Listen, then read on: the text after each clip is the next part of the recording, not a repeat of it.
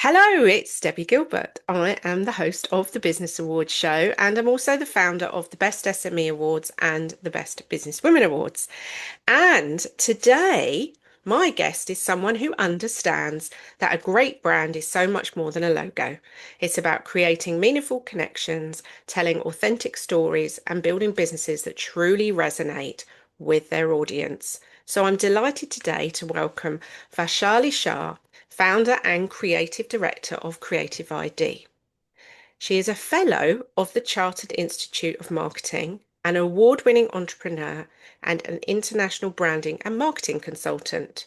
Vaishali has spent more than 25 years helping businesses unlock their potential through strategic branding, marketing, and culturally inclusive design. She's based between London and Dubai, and she's worked with clients ranging from Michelin star chefs, international hotel groups, to entrepreneurs, creatives, and lifestyle brands. And alongside running Creative ID, Vaishali also founded the award-winning luxury stationery brand Ananya Cards. She is also a judge for the Wedding Industry Awards. So, a very, very busy lady. And in this episode, we're going to be talking about her business journey and her experiences judging the Wedding Industry Awards. So, welcome, Vaishali. Thank you so much, Debbie. It's such a pleasure to be here. And so, at the moment, you're in Dubai, I believe. Correct, I am. Nice and warm, I'm sure. Yes. We're experiencing the heat wave here in the UK. And as I said to somebody the other day, how do you think businesses cope in Dubai? They get on with it. Yes, I think AC is my best friend here. So let's start at the beginning. 25 years ago when you set up Creative ID. So what led you into the path of branding and marketing? So I think to start is I come from an entrepreneurial family. My family business is 103 years old. So I guess I always knew I wanted to be an entrepreneur from discussions I had at the breakfast table from a young age. So I knew I wanted to be an entrepreneur. At that point, obviously, I didn't know what I wanted to do, but at university, I studied international management and French.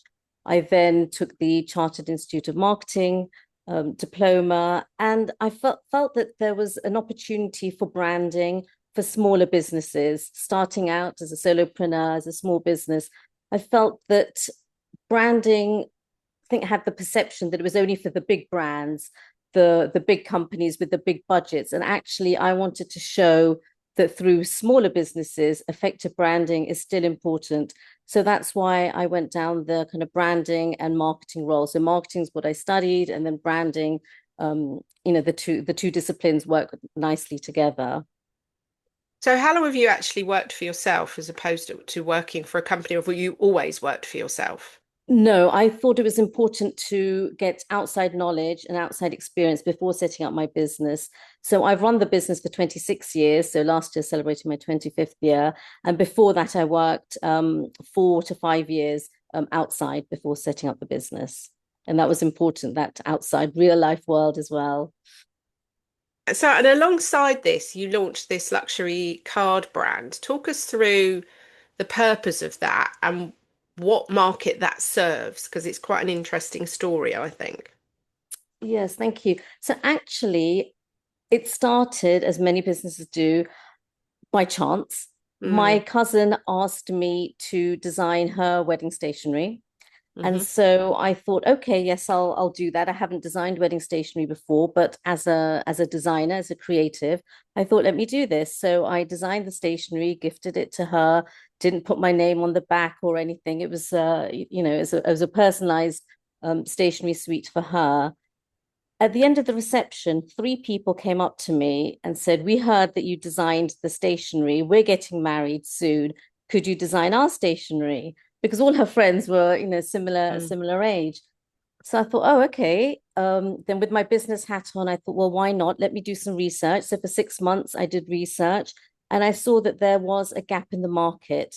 And that's why I thought, well, let me set up this business for high end, culturally inclusive wedding and event stationery. And so that's why I set up the business. So it was spotting a gap in the market.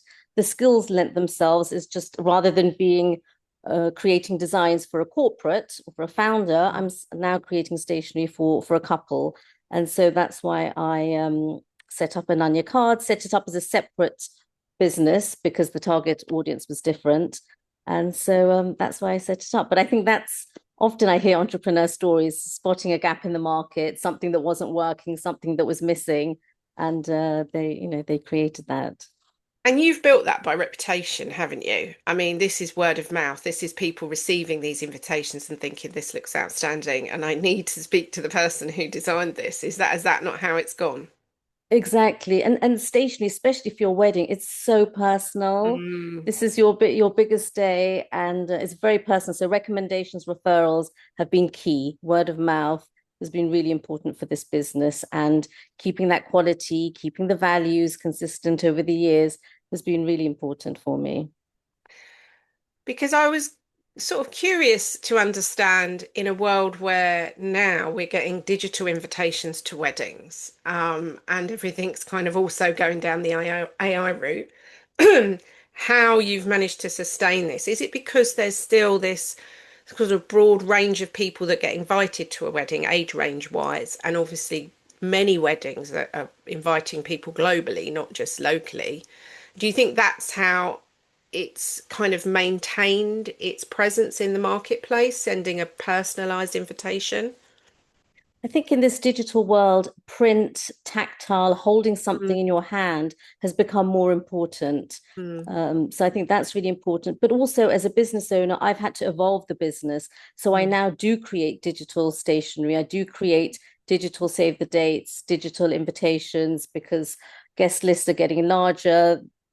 Guests are international, as you said for the environment, lots of reasons, budget, there's lots of reasons. So I have, although as a purist print girl, I have evolved the business and do create digital stationery. And then, of course, on the day, that's when you have your beautiful printed menus, printed signage, your thank you cards, mm, order of service, all the rest of the stationery. And same for corporates as well. mm. I can sometimes be designing a beautiful printed invitation and then the stationery for the event, or it can be a digital invitation and then the printed. So it's often a hybrid now. Yeah, so you're doing everything. It's so that it's all congruent, everything, presumably from the place cards to the table plans to even probably the table numbers could be branded with whatever design that the corporate or the bride and groom have chosen. So yeah, it sounds amazing. Sounds absolutely amazing. And that obviously led you to enter wedding awards with your stationery products.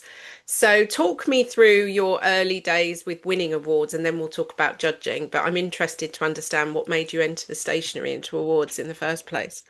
Yes. So about 10 years into the business, I decided to enter my first award, which was the British Asian Wedding Awards. I was a finalist, I didn't win, but I thought, let me try the year after. And the year after, I did win. And the reason for entering it was really kind of multifold, was a bit of a validation Mm, that what I'm doing is kind of recognized by independent judging panel. For me, when we could talk about judging, but it's about not a popularity contest, but actually when there is a strong, respected judging panel who are making the decision. For me, that's really important. So I wanted to do that and to enter the award. And as I said, I entered it the second year and won it. And then this year, I entered the UK Weddings and Honeymoons Award earlier this year, and I won that. And again, I was really happy. And you may think, well, 20 years in, why does she need an award? But actually, it was validation, but also it was for me to see that what I'm doing 20 years in is still mm, making a difference. It's still relevant, it's still respected, and I'm still on the right path. So I think that was also important, kind of in this landmark milestone 20th year, for me to do that. mm, And I think also it's about celebrating where we've gone, what we've achieved, because I think certainly as a founder, as an entrepreneur, we're just rushing for the next task. There's so many things to do, but actually, this gives you that time to sit and to reflect and actually see what you've achieved. if you have a team, which I have a team, it's also celebrating that moment with the team. It may be myself that attends the awards ceremony, but I have a team behind me and they get part of that. And I really like to do that. And they have said to me, even when somebody was applying for a job, and she said, "Oh, I saw award winning," and I thought, "Oh, I want to work for this company." So I think it gives that credibility as well, and that recognition. But I also say that entering an award, it's not just to win. I think it's also important to articulate what you do. And working with founders, I often find that they struggle with articulating what they do. What is their superpower? What Mm. makes them distinctly different? What makes them you? And I think by submitting an application form for an award, you really think some questions you can answer quickly, straight away, but actually, deliberately, the questions are food for thought, and it lets you think about your business. It lets you articulate it because it's a stranger on the judging panel, and how are they going to receive and interpret what you've written? So I think it's not just a matter of winning. I think by taking part, you've also helped yourself as a business person and kind of clarifying your message, and everything that brings. So what category did you win? What was it called? Can you Uh, remember? it was wedding stationery. They actually have a wedding Yes, stationery yes, category. That's yes. interesting. So, Which not all places yeah, have wedding stationery. no. Yes. So is it quite a competitive market that you're in with wedding stationery?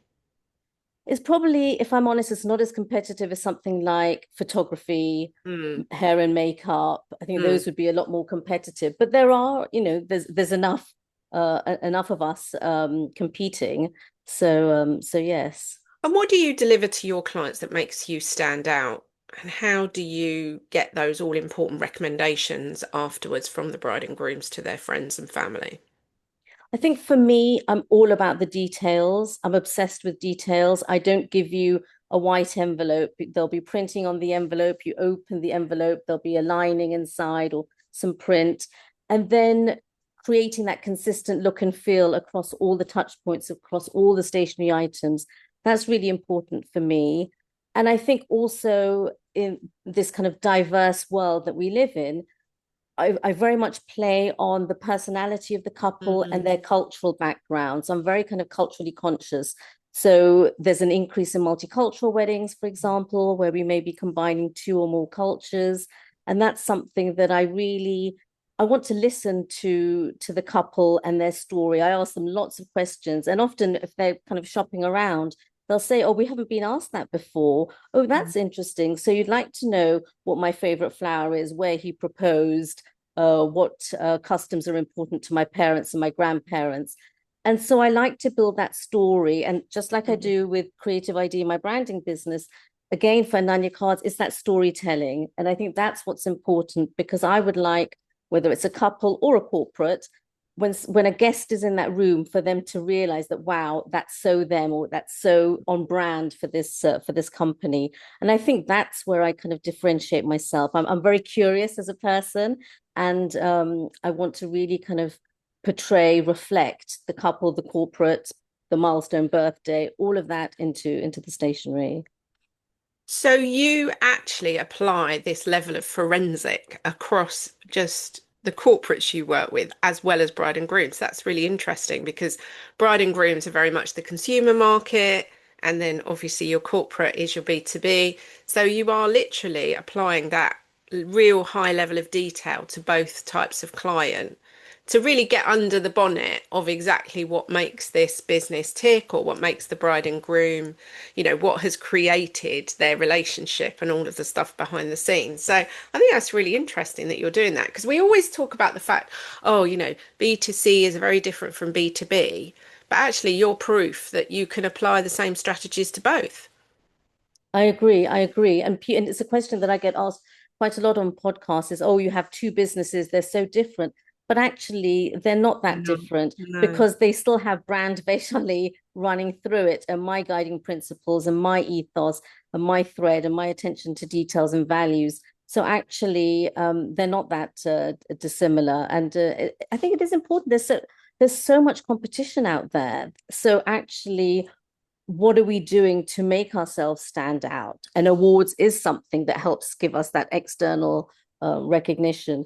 But what is it that we're doing to make ourselves different? I think that's the kind of starting point. Whether when I write a post on LinkedIn, am I adding anything to the reader's life when I write this post, or is it just writing for the sake of it? So I think it's sometimes good to ask ourselves that question.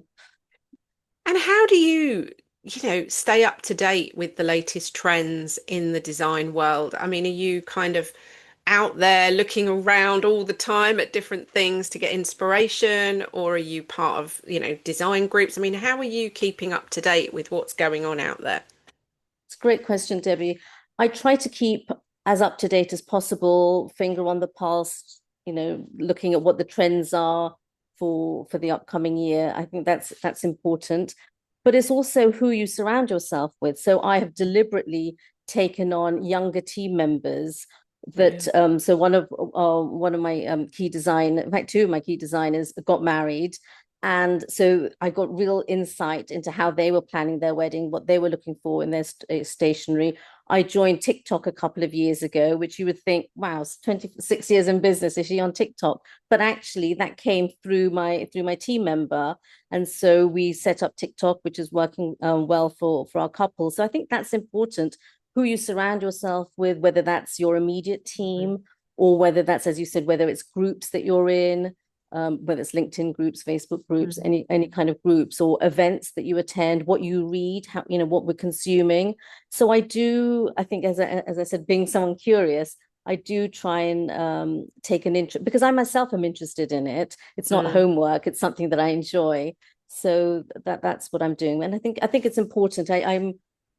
I'm aware of trends, but I also don't design to be trendy or to be on trend. I design, if it's stationery, for my couple, what makes sense for them. So that in 10 years' time, they'll look back at their invitations and still fall in love with them rather than thinking like, oh my gosh, that looks so dated. I wanted to represent them and be, timeless. Do you ever get a situation though where they suggest something and you're thinking, oh gosh, how am I going to bring that to life? Or do you kind of immediately know the path you're going to take with something? No, I have. I have for both businesses, for branding, when a client says this is what we have in mind, but I feel that my role is to educate. So if Mm, it's a branding proposition, I will do what the client has asked, but I mm, will also give my interpretation that this is what you've told me you want your logo to represent. I've done this, but this is what I feel. And sometimes it's a compromise between both views. And same for the stationery as well. They may say something, or I mean, what often happens, Debbie, is someone will look at a bride, will look at Pinterest, and then take three or mm, four designs and say, "We love these. mm, Create something like this." But the designs are so different. You can't put the four together. It's going to look a hodgepodge. You can't put the four together. So that's my role to say, okay, what is it that you like through all four? Is there a thread that runs through it? So let's use that thread. Or, which is often the case, they are so different. So let's pick one or the other, or I can mm, show you an option in one or the other, but really let's not combine them. And I think that's mm. a mistake that couples make, that they just want everything, but it doesn't work. So as a kind of educator, I do that. And I have also turned business away. If I feel I'm not the right fit, I have turned business away and said, look, I think you're better. I'm going with somebody else because my aesthetic is different. So I think you should go to someone else. Yeah, sometimes we just have to be brave as entrepreneurs and say, look, this client isn't a good fit for us, and pack them off to somebody else that can help them. So when businesses come to you and they feel that their brand is quite stale, maybe a bit outdated, um, how do you work with them to refresh or to redesign that? I mean, is that quite a lengthy process or can that be done relatively quickly? And where do you begin with that? So it all depends. I have clients that come to me for like a power up hour or a series, and then we will go through a specific branding challenge and we will discuss that. Otherwise, clients will come to me and say we want a refresh, which is kind of tweaking their existing brand, or we want a rebrand, a complete overhaul, a complete makeover, which will then take around 4 to 6 weeks, where Mm, it is really in detail. I will send them a questionnaire. I will ask, as I said, lots of questions and really understand where they are today, but also where they are planning to go? What are their future plans? Mm, Because as much as I'd love the business, a good logo stands the test of time. So mm, I don't want a client to come to me today and then a year later say, oh, Vaishali, the logo's not working because we've now done A, B, and C. So I try and ask them for them to think, what are their future plans? Are they planning to go international? Are they planning to go more luxury and more premium, high end? What is it that's in their thinking so that I can design something to help future proof them so that they're not coming back to me a year later and having to spend again. So mm, it's asking those questions, and often if a client is understandably, when somebody starts out in business, funds are tight, so they may do a DIY logo, and now is the time, 3 5 years later it's looking outdated, so then they'll come to me and that's what I'll work on with them. There may be mm. certain things they may say that, look, Vaishali, I want to keep green because I'm known for green and I want to keep green. That's absolutely fine, but now let's just make it relevant for now and for the future. Yeah, it's a really good point. And you do networking because that's where we met. So, how important has that been to the growth of your business? Networking is really important. I'd say the last maybe 7 years been really important. At the beginning, it was all word of mouth, it was all Mm, referrals. And then I realized that I'd kind of tapped all my contacts and I needed to do more. I needed to do more than just word of mouth, and the team grew, the business grew. So that's where networking really came in, whether that's in person, whether it's online networking. And what I always say to my clients when I'm helping them on their marketing strategies, it's not just networking for the sake of networking, it's then nurturing those relationships, it's mm, continuing those relationships. Why do I have clients that have been with me for all 26 years of the business? Why do I have many clients that have been with me 15 years plus? It's because I'd like to think it's because I've nurtured those relationships. I've kept in touch with them.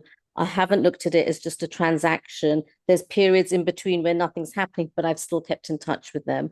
And I think that's the key to networking. I love networking now. I think it's, if you're in the right groups, I think mm. it's a good way to meet new people and then Yeah, build on that. we wouldn't have met otherwise, would Exactly. I wouldn't be here today. we? So, you went from being an award-winning business to actually being on the other side and being a judge. So, how did that come about, and what's the experience been like for you being a judge for the Wedding Industry Awards? It's been really good. So I'm a stationery judge for the Wedding Industry Awards, TWIA, and I was approached by the founder to be a judge maybe 6 years ago, and it was great. I was very flattered, but I did. I'm going to be sharing the story now. I did actually go back to the founder and said, I don't see diversity in your judging panel. So Mm, before I say yes, I want to see what you're going to do about that, because I don't want to be the token Indian girl, or the Indian person there, token or not token, but I want it to be mm, diverse because I'm sure that the businesses that will be putting themselves forward for the wedding industry are also diverse. mm, And so I want to see that. So before I give my answer, could I give you an answer like in 3 months' time? Because I knew I wanted to see what was happening. And I think it was a little taken aback, because I'm sure people say yes straight away. Oh, yes, I'll be a judge. And said, no, you're very right. You're very right. It's something on mm. my mind. It's something on my mind, and it's something that I'm addressing. Sounds like fantastic. And I saw that the judging panel was, more diverse. I could see, because he was mentioning who was involved. Just talking to my friends in the wedding industry world. Have you been asked? Have you been asked? And I thought, okay, no, this looks good. So I said yes, and I think I've completed 5 years worth of judging, and I'll be judging next year. And I like this award, this platform, because we are judges. It's not a popularity contest. Mm. And I think that's what's important. Same as when I won my award, it's a respected, um, the judges are handpicked rather than just a bride saying, oh, we like you, or asking friends and family to vote for you. I think Because that's what's important. Yeah, because there are in the wedding industry, I think it's a very different um, industry in the awards space to business awards. because there are a lot of wedding industry awards which are voting, is there not? Where they're expected to get votes for the brides and grooms and the families. And I always think this is a list building exercise for the organisers because if they're a magazine or they're, they want to grow their list, and of course the obvious way to do that is to have voting for their awards, the wedding awards. So I think it's great that these awards that you're judging are judged on merit, not on number of votes. Correct. And that was important to me. So yes, the couples have sorry, not couples, the businesses have got their couples to vote, but that's not the deciding factor. No. For me, it's reading everything. There's Mm, certain questions. I mean, you'll be surprised, Debbie, some people don't even answer all the questions. mm. So No, I so wouldn't it's be look, surprised. yeah, okay, well, I was surprised as that you're entering, and why haven't you completed the questions? So it's reading the questions. I also look because they include their social media channels, so I will look at their social media channels. Have they included a video so you see their personality? Because it's not about one brilliant moment, one brilliant venue that they've Mm, worked for. For me, it's that consistency. What have they achieved in that year? How have they overcome challenges? mm. All of that, I think that for me is what's important, that consistency, not that one hit wonder, but really somebody that deserves to win an award. And I just want to backtrack a bit about the diversity on judging panels that you mentioned, because it was something that when I set up my awards 12 years ago, I was really conscious of that we needed representation across all of the ethnic groups here. Um, and I have had very positive comments on that there is a true diversity across my judging panel. I just really wanted to hear from you why you think that's so important. Because I want to see myself Yeah. represented. As a proud British Indian, I Hmm. want to see that there are other businesses or that are taking part, other business owners that are winning those awards. And that's important for me. I want to see myself represented. I want to see that the panel that they've got are people that look like me. And yeah, Yeah. I want to feel that I want to feel Yeah. represented because we are in London. Mm, We are in the UK. So it is a beautiful melting pot of countries, mm. cultures, faiths. That's what I do in my own work. And I want to see that represented. Yeah. I do think that's so important. And I've looked at judging panels for some awards and thought there is not one other that's just a sea of either white middle-aged men Yeah, or white very true. females. And it's Very, just very not true. representative of the country that we live in now. And it should be. So I really wanted to backtrack on that because I think it's an important point to raise. It's not talked about enough that diversity is so, so important.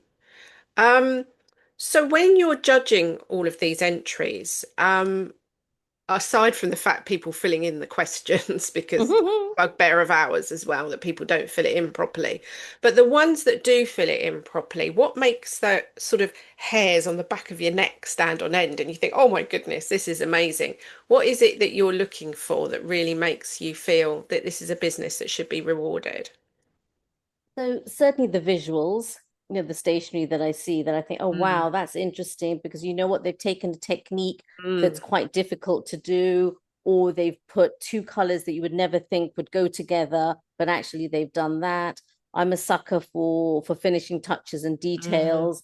So when I see that it's not just come back from the printer, but they've actually then done something to make it personal for the couple, I love that. And I love it also when they share a video because you actually see that mm, personality, you see their setup, you see, I've had somebody, she's got her daughter in the video and said, I've called the business after my daughter. My daughter is my why. And you really kind of buy mm. into that, and she's doing the work, and and you just think, oh, that's nice. She shared the story. You resonate with that. So those are the kind of things. If there is a video category, I'm surprised at how few people actually do um do a video, share a video. And as I said, I look at the social media as well because it's no point just having a fantastic application form if your website's rubbish or there's error 404 messages or it's not up to date or you haven't posted on LinkedIn for 2 years. Well, For Mm. me, if your business is going to be recognized by a prestigious award, then really for me, it should be all those touch points, should be all of those things that you were looking at. Yeah, it does surprise me the number of people that send in their entry and their links don't work or their social media hasn't been updated for 2 years. And it's just like, really? Why would you think that you're going to win an award if that's the level that you're at, on a playing field? So 20 years in, or 25 years in, we'll sort of finish up really by talking about what's the plans? Where do you see your business going over the next few years? Because there is so much happening, isn't there, in the business world at the moment? So what's your sort of plans for the next 5 years? So for me, it's still continuing to grow in the UK and the UAE, but my eyes are on the US. My Ah, eyes are on the US. Yes. Haven't done much with it for both businesses. Haven't done much with it, but I want to look at that area because I have had couples from there. I have had corporate clients for the branding business, but I want to look at that area more. And sustainability is really important to me. mm, So for every stationery order, I plant a tree. For every stationery order, I give 10%. Since day one, I give 10% of profits back to charity. So for making a difference to the mm, community, to the planet is really important. So I want to see in the next 5 years what else I can do, how I can take mm, that further. That's important. And then also just being aware of what's going on. As you mentioned, there's AI, um, there's, all the kind of technological changes, but I feel that that human connection is not going to disappear. I think it's going to be even more important. So working within this tech world, and I love tech, but within this tech world, but how can I really deliver to my clients, to my corporates, to my founders something that is different but and has that human touch that they feel, you know what, it was worth investing with her because mm. she's given me something different that AI couldn't give me. And I Yeah. think that is going to be really interesting. Those businesses that can combine tech but keep that human side, that human element, I think that's going to be interesting. Yeah, that's a really good point to end on today. So, thank you for joining me. I shall continue to watch your business progress, I'm sure. And if you've been listening to today's episode, we will make sure Vaishali's details are in the show notes. So, if you need stationery for your wedding, or you want a corporate brand refresh, or you need stationery for your corporate business for an event, then you can have her details to contact her company. So thank you for joining me today. I wish you success with the judging for the Wedding Industry Awards. And yeah, I'm hoping that you're going to enter the Best Business Women Awards next year. Yeah. Thank you very much. Such a pleasure to be here. And I'd like to congratulate you for putting on these award shows because as a judge, I see the amount of work that goes Mm. in to actually organize the whole show. Big congratulations to you. Yeah, thank you. It is like organising two large weddings every year. I'll Yes, say that to exactly. people. Anyway, thank you for joining me, Vishali. Have a lovely day. Thank you very much, Debbie. Thank you. Thank you.